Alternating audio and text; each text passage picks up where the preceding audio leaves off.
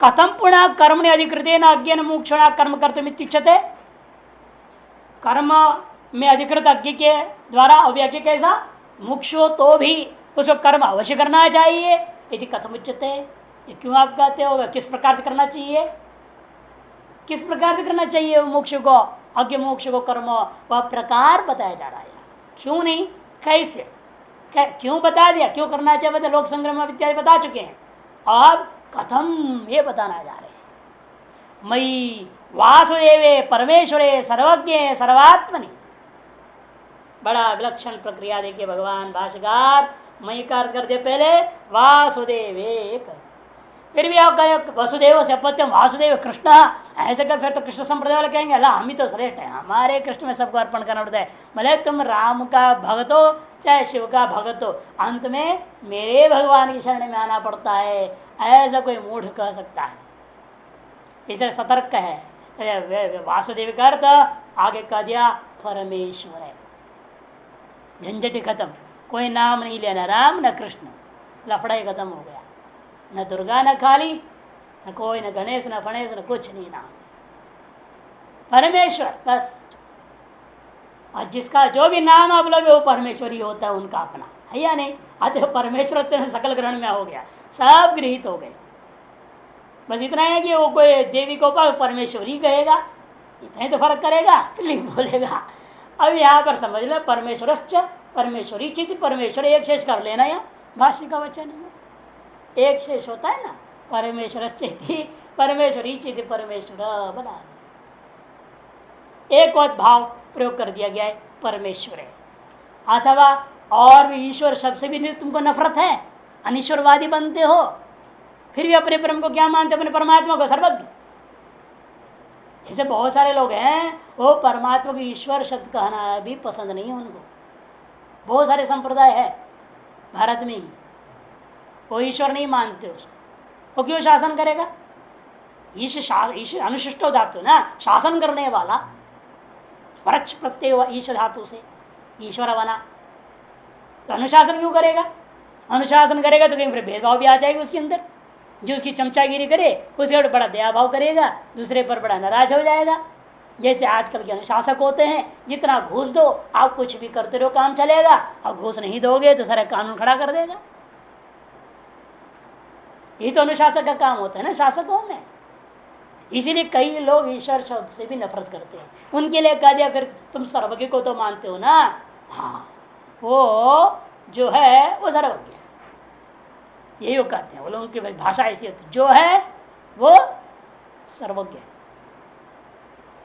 उसको परमात्मा भी नहीं बोलना, परमेश्वर भी नहीं बोलना, वासुदेव कृष्ण राम तो बहुत दूर की बात, ये नाम से नाराज रहेंगे वो लोग। उनके लिए कहते हैं सर्वज्ञ, वो भी मानता है कि भाई गुरु क्या है, सर्वज्ञ है, वही सब कुछ सर्वात्मनि। और वो जो सर्वज्ञ कहाँ रहता है, वह सर्वज्ञ कैसे हो जाएगा।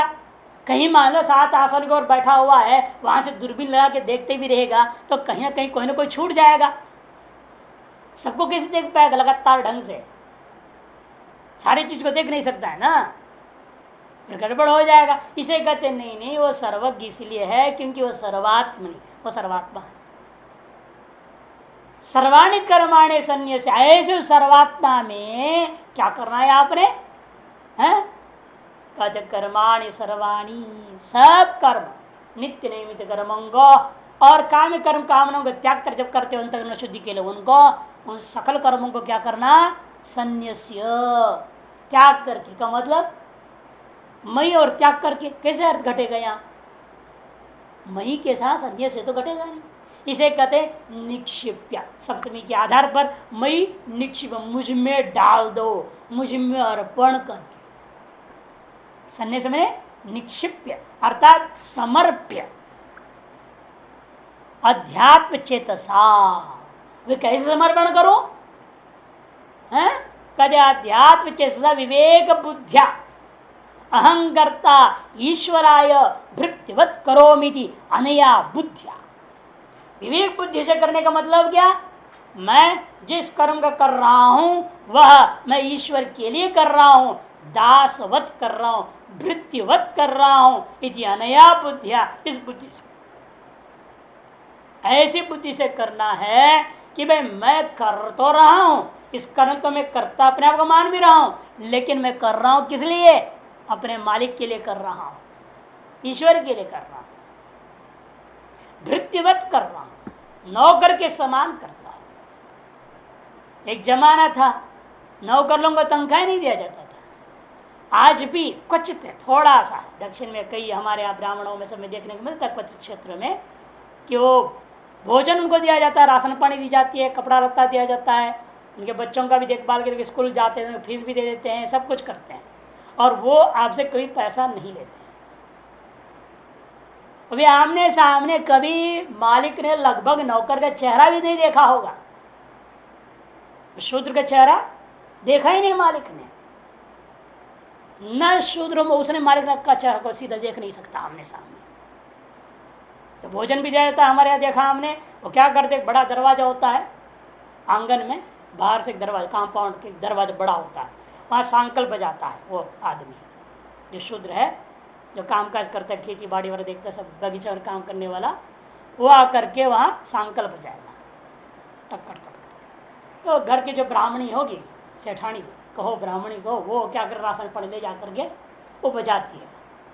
वो असल में बजा करके उधर दूर खड़ा हो गया, वो खड़ा होकर मुख उधर करके खड़ा है, इधर देखता भी नहीं, बर्तनों को रख दिया उधर चला गया, और अपना खोलेगी सब राशन पानी डाल देगी, खाना पीना रेडीमेड भोजन, और फिर जो है बंद करके अंदर साकल बजाएगी, तो समझेगा अब वो चली गई है, फिर वो आ करके उठा के ले जाता है। आज तक भी आप प्रथा देख सकते हैं, जो कुंदापुर वगैरह साइड में कर्नाटक में आज भी है। एक बार एक माता नहीं मान रहा था, हमने कहा चलो हमारे साथ हम दिखाते हैं आपको। एक विष्णु याग रचना हुई, उसमें आमंत्रित हुए तो हम उसको ले गए।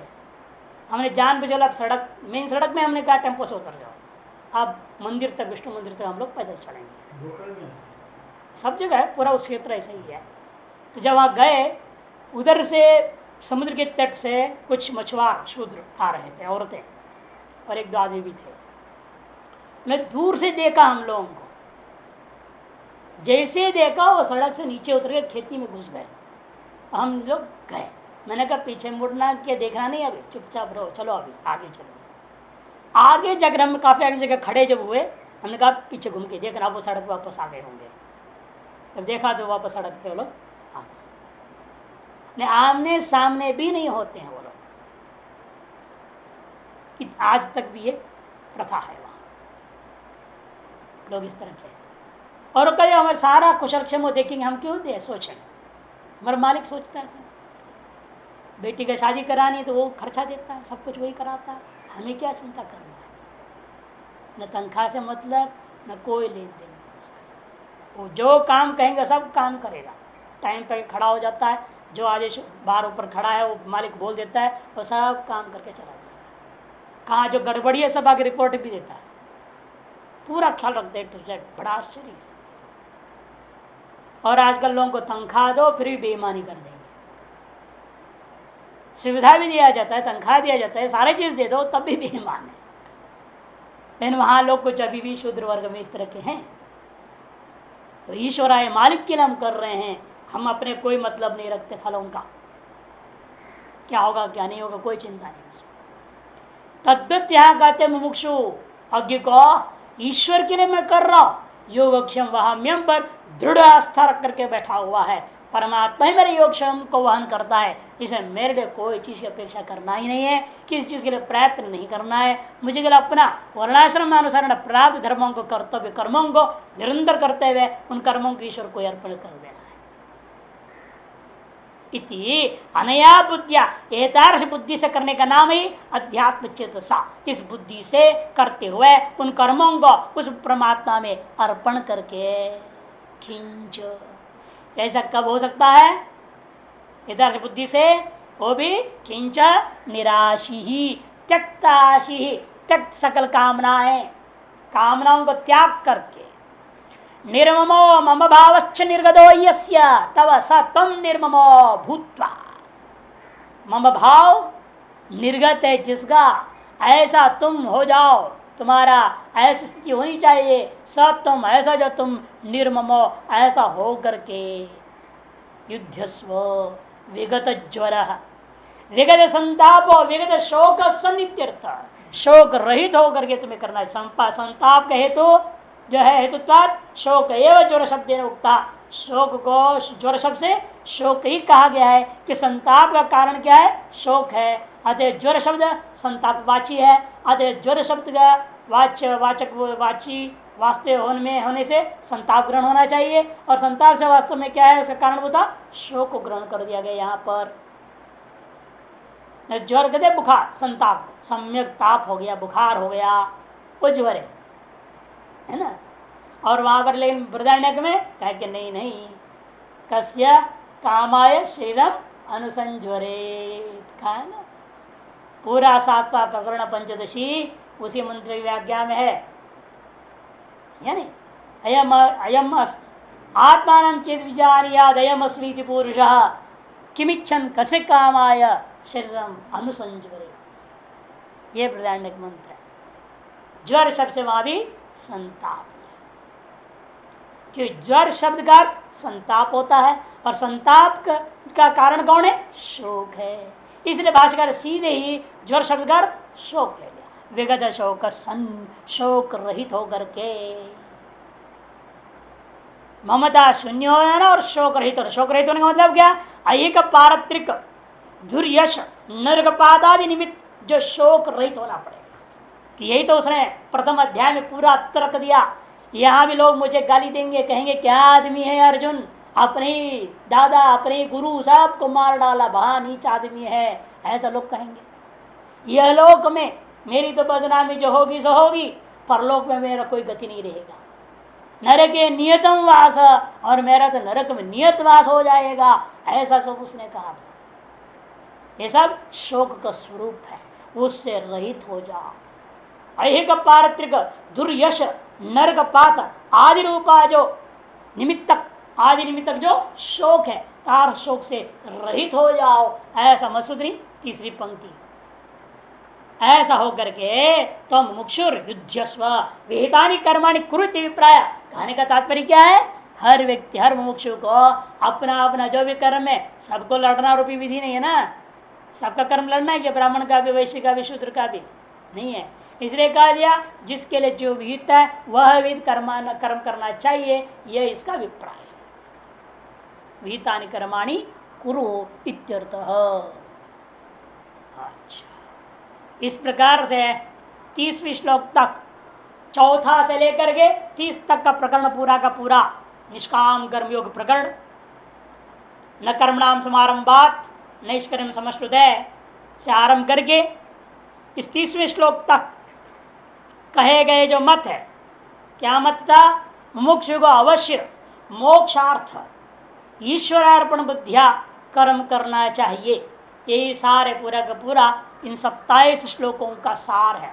मुमुक्षु को मोक्ष सिद्ध करना है तो ईश्वरार्पण बुद्धिया कर्म करना चाहिए, कर्म से भागना नहीं है। मोक्ष चाहते हो तो ये इसका अभिप्राय है।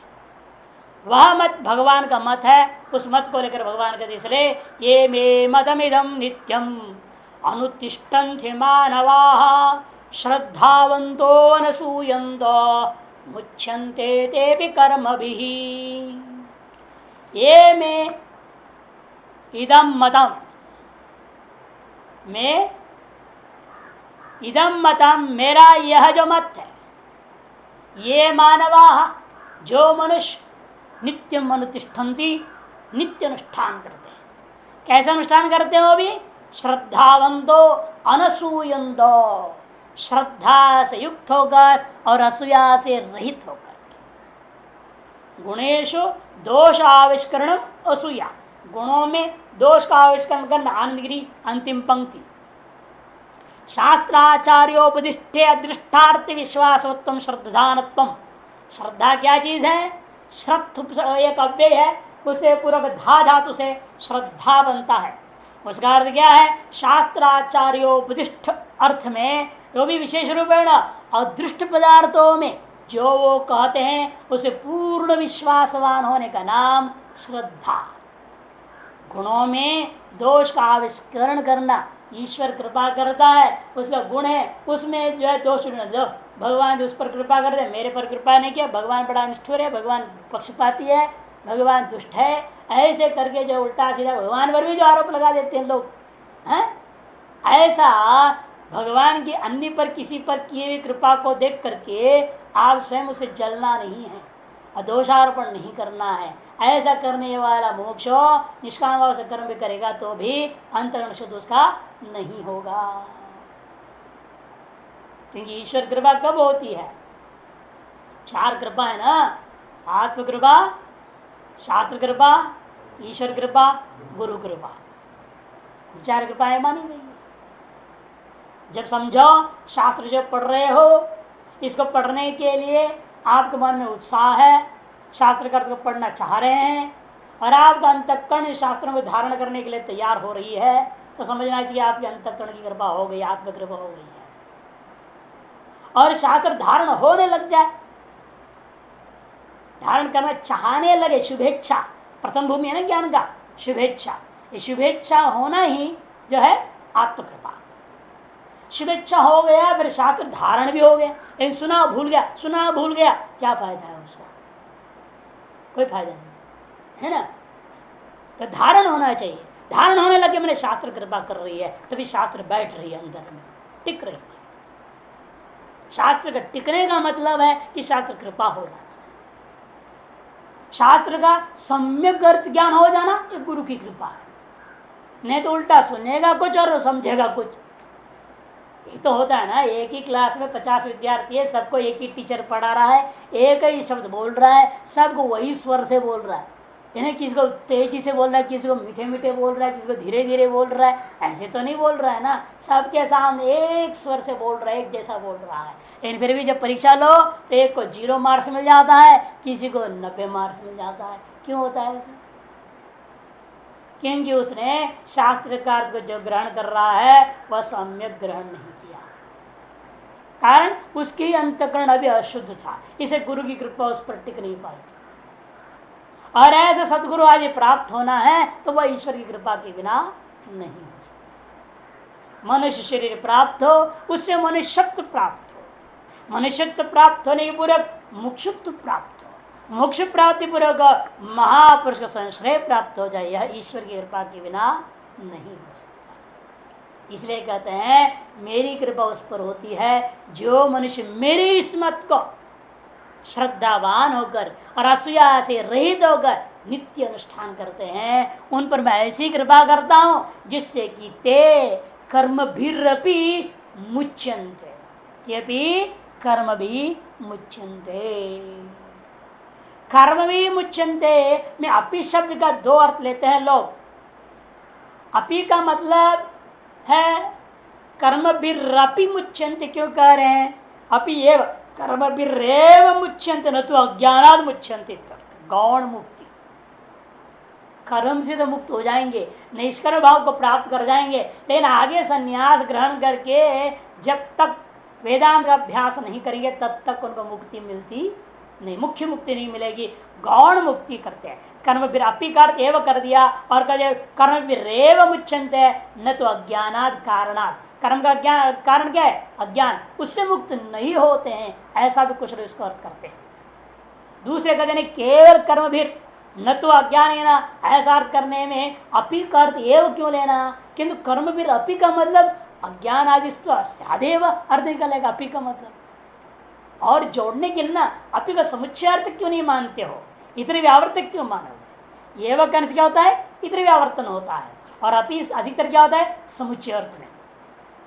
यह भी माने वो तो है ही है, उसके साथ यह भी, वो तो नष्ट होगा उसके साथ यह भी नष्ट होगा, यह कहना है तब तो अपी का प्रयोग होता है। अपी का अधिकतर अर्थ से समुच्चय होता है, इतने व्यावर्तन नहीं है। यद्यपि क्वचित स्थलों में अपी का एव अर्थ भी लेना पड़ता है प्रसंगानुसार, लेकिन यहाँ ऐसा एव लेना कोई मजबूरी नहीं है, इसे मुख्य मोक्ष अर्थ भी लिया जा सकता है। अतः अज्ञान सहित कर्म का नाश होता है, यही अपी का समुच्चार्थ लेकर के भी नित्य मोक्ष जो वास्तविक मोक्ष है, मुख्य मोक्ष है, वही अर्थ दिया जा सकता है। तो फिर प्रश्न उठेगा फिर ये कर्म से कैसे मोक्ष प्राप्त होगा?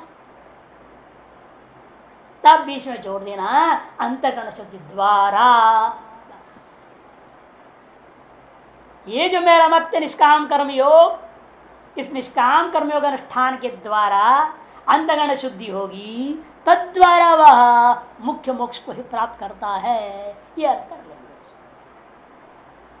इसलिए देखिए मसुनी अंतिम पंक्ति, तेपि सत्व शुद्धि ज्ञान प्राप्ति द्वारेण सम्यक ज्ञानीवत मुच्यन्ते। वे भी सत्व शुद्धि और ज्ञान प्राप्ति के द्वारा सम्यक ज्ञानियों के समान वे मुक्त हो जाते हैं। कर्म भी धर्माधर्मा के ही इन्हीं कर्मों के द्वारा, धर्माधर्मा के द्वारा वह मुक्त हो जाएगा। स्वकर्म भी धर्माधर्माख्य मुच्यन्ते, वे अपने कर्म जो धर्माधर्माख्य है, जो जन्म मरण का कारण है, उससे मुक्त हो जाएंगे। मतलब क्या, उनका अज्ञान ही नष्ट होगा और मुक्त हो जाएंगे सदा के लिए, पुनर्जन्म की प्राप्ति नहीं होगी। निमित्ताभावात् इसका तात्पर्य। भाष्य ये में इसके अवतरणी का, यदि तन मतम कर्म कर्तव्यमिति सप्रमाण मुक्तम तत्था, यह जो मेरा मत है कर्म कर्तव्य है वह प्रमाणों के द्वारा सम्यक स्थापित कर दिया गया है, वो उसके बारे में कहते हैं तत्था वह वैसा ही है। लेकिन उसे करने वाले को क्या होगा वो बता रहे। ये को मानवा के साथ अन्वय करना है। मे मने मदीयम इदम मतम, मेरा जो यह, मेरा मने मेरे द्वारा स्वीकृत जो यह मत है, मदीयम मतम अनुतिष्ठन्ति अनुवर्तन्ते, अनुसरण करते हैं। ऐसा जो सप्त पुरुष लोग हैं, ते मानवा मनुष्या, ये मानवा ये मनुष्या, उनका और विशेषण क्या दे रहे हैं, श्रद्धावंत श्रद्धाना अनसूयंत असूयांच मयि गुरौ वासुदेवे अकुर्वंतो, और असूया न करते, असूयांच मयि मुझ में असूया न करते, मुझ में न कर दे का मतलब क्या, कहते गुरौ वासुदेवे, अब गुरौ वासुदेव इच्छा नहीं बोल रहे हैं, अर्थात गुरु ही वासुदेव है। गुरु रूपी वासुदेव में जो व्यक्ति असूया नहीं करे, अकुर्वंतो, तो ये आनंद गिरी मुख्य मुक्ति को ले रहे हैं। देखिए आनंद गिरी अंतिम पंक्ति जहाँ पर था गुणेश दोष आविष्करणम असूया, उसके बाद में गुरु से क्यों असूया करेंगे, करते ही हैं शिष्य लोग।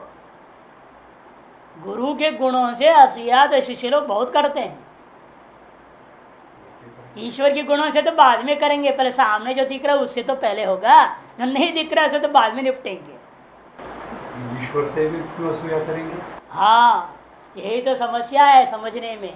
क्योंकि कारण क्या होता है कि गुरु लोग अनेक शिष्य हैं, है ना, सबको पढ़ा रहे हैं। एक शिष्य को ज्यादा बुद्धि है, समझदार है, वो समझ रहा है, मान लो वो शंका पूछते उसके जवाब झटी नहीं देते हैं, और दूसरा कोई प्रश्न पूछता है वो समझ नहीं रहा है, वो टपटांग प्रश्न पूछ रहा है, उसका जवाब नहीं देंगे, तब क्या करेगा चेला। गुरु बड़े पक्षपाती है, जब उसके प्रश्नों के सारे जवाब तो दे देते हैं, मेरे तो बात ही नहीं सुनते हैं। गुरु में भेदभाव है, गुरु बड़े दुष्ट है, ये देखने लगते, ये होता है। एक बार ये तो गुरु शिष्य में क्या सामान्य रूपेण हमने बताता हूँ, एक कॉन्फ्रेंस बुलाया था हम लोगों ने, राष्ट्रीय स्तर का एक सम्मेलन, किसी 3 विषयों पर रख करके बुलाया गया था। रखे थे वही जो स्वतंत्र आश्रम के हॉल में था, रहते थे सब, ध्यान आश्रम भोजन वहाँ करते थे। उस कॉन्फ्रेंस में 2 व्यक्ति ज़्यादा बार बार बोलने लगे। 2 व्यक्ति बार बार बोलते थे हम लोगों से, सबके पेपर्स रखकर, जो सब पेपर्स मंगे थे बड़े बड़े लोगों से जो आए थे, वो लोग अपने पेपर उठा के उन्हें जो बोला उस पर चर्चा हो रही थी। 2 व्यक्ति ज्यादा बार बार बोलते थे और हम लोग उसी को सुनते थे। हम लोग ध्यान ही नहीं दे दूसरों पर, भाई आप लोग पूछा जाए, अरे आप बोलो कुछ, आप बोलो पूछ करके। अब उस पर जो फिर जो बात हो गई, फिर अगले झट अगले पेपर में हम लोग चले गए।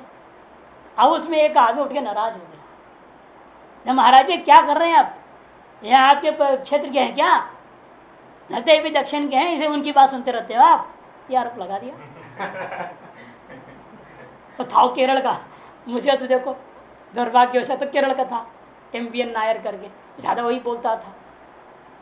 और उसको हम जवाब देते थे, इधर आप उसी के प्रश्न सुनते हो, उसको जवाब देते हो। भाई हम लोग बुद्धू हैं, यहाँ बैठे हुए हैं, अरे हम लोग क्यों आए हैं यहाँ? फिर मैंने कहा अच्छा भाई कोई बात नहीं, ध्यान आपने ठीक दिलाया, कोई बात गलती होगी हम लोगों से, बैठे बैठे। फिर हम उसी को पूछते हैं, फिर सबसे पूछता, हर पेपर के बाद में ध्यान रख, भरजन बोले भाई चुप रहना दो, हम सबसे पूछेंगे, प्रत्येक को बोलने का अधिकार, नहीं तो तुरंत आरोप लग जाता है। एक गुरु शिष्य में तो साधारण बात है। ऐसे भी लोगों को देखा जो गुरु के खिलाफ पर्चा छाप दिया, इतना मोटा पुस्तक छाप के बांट दिया गुरु के खिलाफ। यही शिवानंद आश्रम में एक महात्मा चिदानंद जी महाराज के खिलाफ इतना मोटा पुस्तक लिखा और बांट दिया सब भक्त को। बड़ा फंक्शन में 10,000 छाप के लाया और सबको बांट दिया भक्तों, पूरे फंक्शन में। ऐसे भी शिष्य होते हैं। एक चेला ऐसा जानता जो गुरु को जेल भेज दिया। हरियाणा में रोहतक एक जिला है, वहाँ के पाकिस्तान गिरी करके उसने अपने गुरु को खिलाफ केस कर दिया और कोई बात हुई, जो भी बात हुई खैर, और उसको ले जाकर उसको जेल में बंद करवा दिया। और जब तक जेल में बंद नहीं हुआ तब तक वो छोड़ा नहीं, छेड़ा। कसम खा के गुरु के सामने बोल कर गया, मैं छोड़ूंगा नहीं आपको जेल में, जब तक नहीं देखूं आपको वहां मिलने आऊंगा तब तक मैं आपको छोड़ा। कैसे बचोगे आप जेल जाने से, मैं देख लेता हूं। फक्कड़ बन के, और गुरु के पास करोड़ों रुपया, बड़ा आश्रम, लेकिन फिर भी उनके रुपया फेल हो गया उसकी तपस्या के सामने, छेड़े के सामने बच नहीं सके। पुलिस को घूस दिया, सबको दिया, बहुत बचा गुरु पहले, लेकिन उसने ऐसे ही चाल चला, ऐसे ही चाल चलते गया, अंत में गुरु जेल में पहुंच ही गया। और फिर वहां जा करके बोला जेल में जाकर, देखा अब मेरी तमन्ना पूरी हो गई, अब मैं ही आपको छुड़ाता हूँ जेल से। फिर जाके छुड़ाया। ऐसे भी चले होते। तो असूया अनेकों कारणों से हो सकता है। उनके गुण में जो दोष देखना है तो वह कारण अनेक, अपने अपने स्वार्थ होता है, हर शिष्य का अपना अपना, विद्यार्थी का अपने अपने अपेक्षाएं होती है, वो अपेक्षा पूरी नहीं हुई तो गुरु पर आरोप लग जाता है। इसलिए भगवान से अपेक्षा रख रहे हैं, भगवान से अपेक्षा पूरी नहीं हुई और दूसरे साधक में उसको पूरा कर रहे हैं भगवान, तो देख करके जलन करेगा, उसे फिर आक्षेप कर देगा। इस तरीके से होता है। इसलिए कहते गुरौ वासुदेवे मयि असूयाम अकुर्वन्त। अच्छा यहाँ ये बोल रहा था आनगिरी, अपीर यथोक्ताया मुक्तेर अमुख्यत्व द्योतनार्थ। आनगिरीकार का देखो अमुख्यत्व का द्योतन करने के, आनगिरीकार अमुख्य पक्ष को ही ले रहे हैं। मैंने केवल कर्मों से मुक्ति होगी, ज्ञान से मुक्ति नहीं होगी। मैंने कर्म से मुक्त हो जाओगे, मैंने संन्यास के अधिकारी हो जाओगे, अंतगण शुद्ध हो जाता है, संन्यास ग्रहण करेगा या वेदांत श्रवण करने के योग्य हो जाता है, इत्यादि अर्थ में आ जाएगा। मुच्यन्ते तेपि एवं भूता कर्मवीर धर्माधर्म वाक्य ही, धर्माधर्म वाक्य कर्मों से इस प्रकार से हो, ऐसा स्वरूप वाले वे मनुष्य हो, मेरे कर्मों का अनुष्ठान करने वाले, मेरे इस मत को स्वीकार करके उसके अनुसरण करने वाले जो लोग हैं, वे उन कर्मों से मुक्त हो जाते हैं। और ठीक इसका विपरीत जो लोग नहीं मानते हैं, हाँ, उनके लिए क्या होगा वो भी बताएंगे। उनको दंड मिलेगा, उनको दंड मिलेगा। नीचे दिया है दुखात्मक कर्मणि प्रवर्तित दोष दृष्टि अकुर्वंत अनुसूयंत श्रीधरी। उनकी असूया ईश्वर में क्यों हो रहा है, हमें कर्म क्यों लगा रहे, दुखात्मक कर्म मेरे को लगा रखे हैं, करे बार बार कर्म करो कर्म करो। ज्ञान के हमको अनधिकारी कह दिया, क्षत्रिय वैश्य शूद्र तो बहुत जलते होंगे ये बात सुन करके, जब जो है उनको कह दिया तुम ब्राह्मण को ही संन्यास का अधिकार है, तो ईश्वर को कहेंगे ईश्वर बड़ा जो है पक्षपाती, ब्राह्मणों को तो संन्यास का अधिकार दे, मोक्ष का ठेकेदार बना दिया, और हम लोग तो कहते संन्यास का अधिकार ही नहीं है, हमको कहते कर्म ही लगे रहो तुम जिंदगी भर। दुखात्मिक कर्मणि प्रवर्तित दोष दृष्टि अकुर्वंत, ऐसे दृष्टि न करते हुए क्षत्रिय शूद्र को अपने कर्म करते रहना चाहिए। ये संसार है, सब प्रकार के लोग हैं यहाँ, सब कुछ होता है यहाँ। एक चेली है गुरु जी का, ऐसे ही बार बार गुरु के खिलाफ अखबारों में मैगजीनों में छापती ही रहती है, हमेशा 25-30 साल से चल रहा काम। हर साल जो है वो जरूर कुछ न कुछ कोई न कोई मैगजीन में छापते, कुछ न कुछ झुटते। फिर क्या उनको मजा आता है गुरु के साथ ऐसे करने। एक महात्मा यहाँ मंगल आश्रम में रहता है, अब वहाँ से हट गए दूसरी जगह रह रहा है। वो क्या के पैम्पलेट छपा गया गुरु जी के खिलाफ और सब महात्मा मंडलेश्वर सब के पास भेजा, सब अखाड़ों में भेजा कि उनको कोई मानना नहीं, उनको कोई सम्मान नहीं करना, उनके उठना बैठना नहीं। ऐसे फालतू के। मैं उसको समझाए से क्या फायदा होगा, तुम्हारे लिखने से कोई अंतर पड़ेगा? कोई अंतर नहीं। भाई तुम अपने आंखों के सामने पट्टी बांध लो और कहो मुझे सूर्य नहीं दिखता है, सिर्फ किसी को नहीं दिखता है, सब गलत है जो बोलते दिखाई देता है, ये क्या होगा? इससे क्या फर्क पड़ने वाला है? तुम मूड हो तो सारी दुनिया को मूड कहते रहोगे? ऐसा नहीं हो सकता है। ये संसार में इस तरह के लोग, इसलिए भगवान जान के कहते हैं यहाँ अनसूयंतो, हसिया गुरु में और वासुदेव में, मित्रों में आपस में होता है, भाई भाई में तो होता ही है, और गुरु और वासुदेववादी में भी होता है। अब दंडयति विपर्य, और जो अनुसरण नहीं करता है उसको दंडित करते हैं भगवान। दंड बता रहे ये त्वेतद्यभ्यसूयन्त नानुतिष्ठन्ति मे मतम सर्वज्ञान विमूढ़ांस्तान विद्धि नष्टान चेतसः। ये तो किंतु तू इतर व्यावर्तक है, पूर्व कथित अनुसरण करने वाले सनातन धर्मियों के विलक्षण जो विधर्मी लोग हैं उन लोगों को यहाँ तू शब्द से व्यावर्तन कर संकेत कर दे रहे हैं। वह सब धर्मियों की अपेक्षा से असत धर्मियों को यहाँ कहा रहे ये शब्द से।